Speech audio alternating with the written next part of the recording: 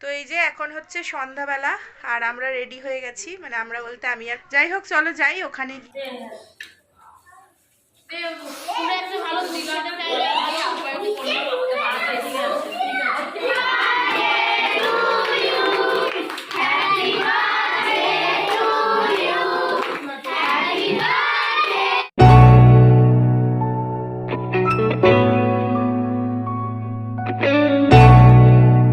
Good morning, welcome back to the another blog. তোমরা সবাই কেমন আছো? আশা করি তোমরা সবাই খুব ভালো আছো। আজকে হচ্ছে শনিবার, আর আজকে হচ্ছে 30 তারিখ, মানে 30শে ডিসেম্বর।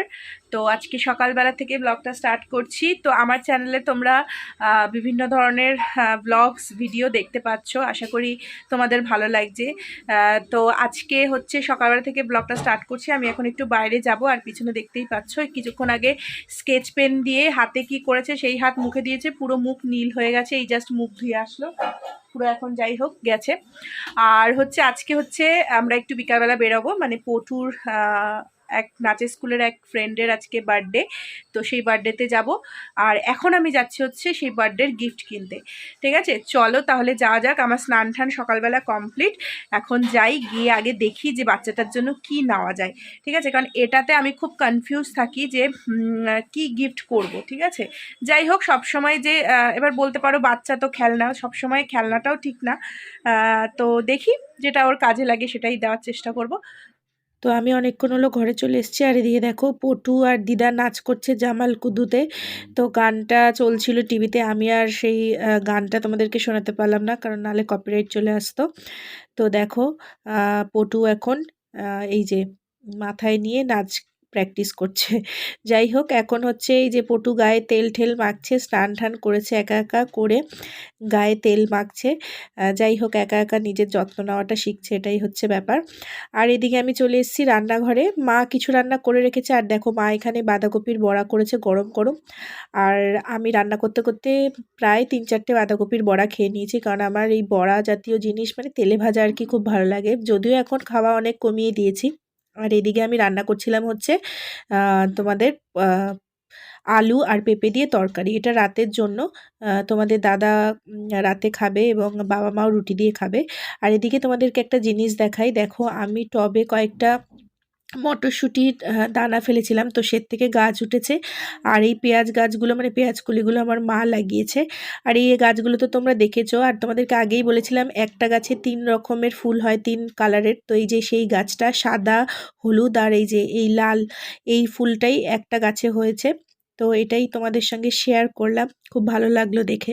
তো এই যে এখন হচ্ছে সন্ধ্যাবেলা, আর আমরা রেডি হয়ে গেছি, মানে আমরা বলতে আমি আর পটু।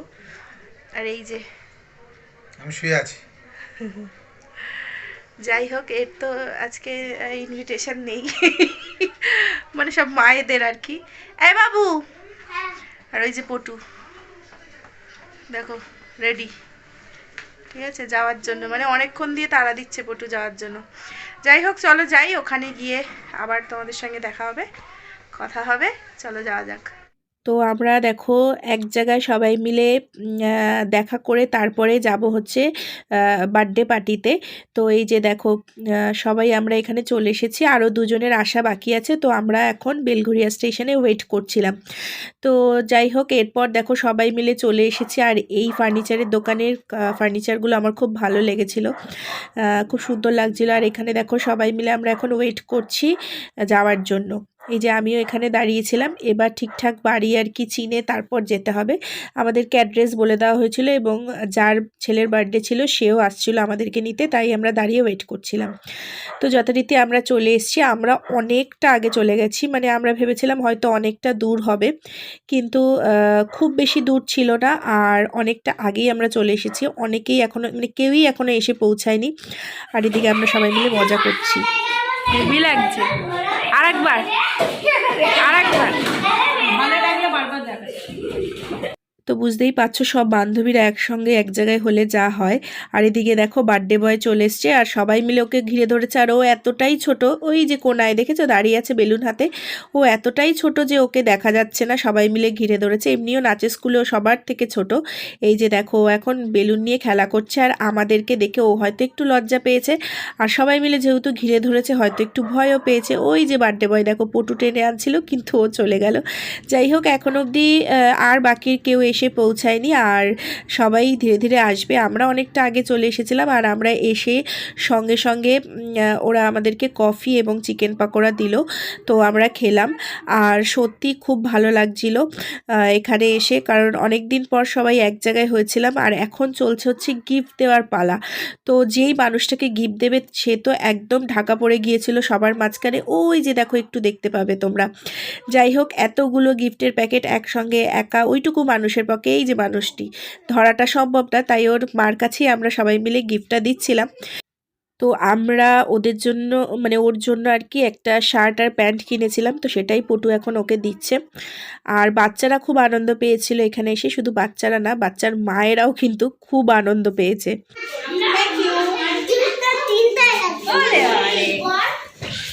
বলবে জন্মদিনটা কার, এই মহিলাগুলো আর কারণ স্পেশাল হচ্ছে আমাদের হাতে যে বেলুন সাজিয়ে দিয়েছে। তো এরপর এই দেখো আর একবার কফি নিয়ে আমরা সবাই বসেছি, কারণ ঠান্ডাকালে কফি খেতে সত্যিই খুব ভালো লাগছিল। তো সবাই মিলে কফি খাচ্ছিলাম আর গল্প করছিলাম।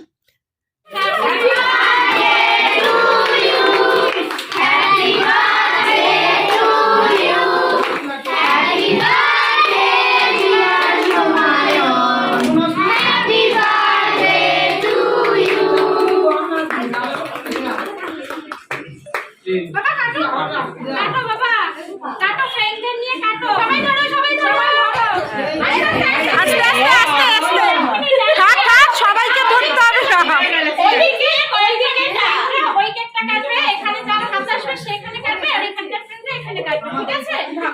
ঠিক আছে, হাত ধরতে হবে না, ধরতে হবে না সবাইকে। এ বাবা রে,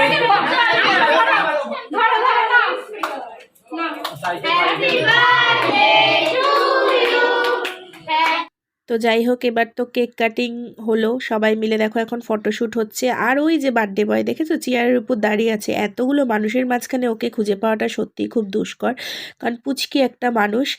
আর এখানে সবাই মিলে দাঁড়িয়ে রয়েছিলাম, ও কেক কাটলো আর সবাই দেখছিলাম, খুবই ভালো লাগছিল। আর ওই যে শাড়ি পরা যাকে দেখছো ওই হচ্ছে আমাদের বান্ধবী, মানে বার্থডে বয়ের মা। তো এই যে বার্থডে বয়ের মা দেখো, আর পিছনে বাবা তো মানে বার্থডে বয়ের বাবা তো লজ্জা পেয়ে চলেই গেল ক্যামেরা দেখে। যাই হোক তো খুবই ভালো লাগছিল।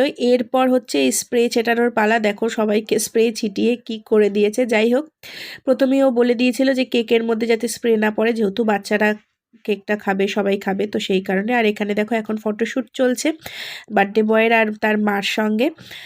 যাই হোক এবার হচ্ছে খাওয়া দাওয়ার পালা, যেহেতু আমাদের অনেকটা দূরে আসতে হবে। তো এই যে আমরা এখন সবাই মিলে খেতে বসে পড়েছি। তো এই পাশে রয়েছে এই যে আমার বান্ধবী আর আমার মেয়ের বন্ধু। আর এদিকে এই যে খাবারের মেনুতে ছিল ডিমের ডেভিল স্যালাড, আর এদিকে ছিল কচুরি, আর ছিল ছোলার ডাল, আর ফ্রাইড রাইস, চিলি চিকেনও ছিল। প্রত্যেকটা খাবার খুব অসাধারণ হয়েছিল, খুব ভালোভাবে খেয়েছি, খুব মানে ভালো লেগেছে খেতে। চট করে আমার সব জায়গায় চিলি চিকেন খেতে ভালো লাগে না, কিন্তু এখানে চিলি চিকেনটা দারুণ ছিল, একদম সফট ছিল, খেতেও খুব ভালো ছিল, বাচ্চারাও খেতে পেরেছে, এরকমভাবেই করা হয়েছিল। আর ছিল শেষ পাতে চাটনি, পাঁপড় আর পায়েস আর আইসক্রিম। তো আজকের খাওয়া দাওয়া তো এখানেই সমাপ্তি। আর সত্যি আজকের দিনটা খুব ভালোভাবে কাটালাম। তো এবার হচ্ছে বাড়ি ফেরার পালা।